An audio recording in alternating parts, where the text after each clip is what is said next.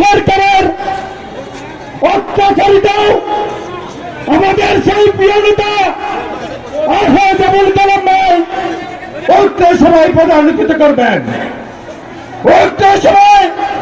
সভাপতিত্ব করবেন লাকসাম উপজেলার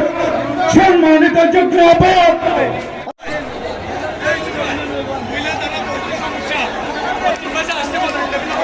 মহিলা যারা বসছে সমস্যা তারা প্রথম দিকে চলে আসে, আমাদের টেবিল দাঁড়িয়েছে প্রথম দিকে চলে আসে। সবাই চেয়ার আছে না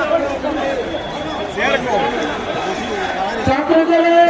আমাদের নেতৃত্বে এবং আমাদের মহান জওয়ান সবার নেতৃত্বে বিশাল বিজয় ছাত্রদলের পাশে বিএনপির কাছে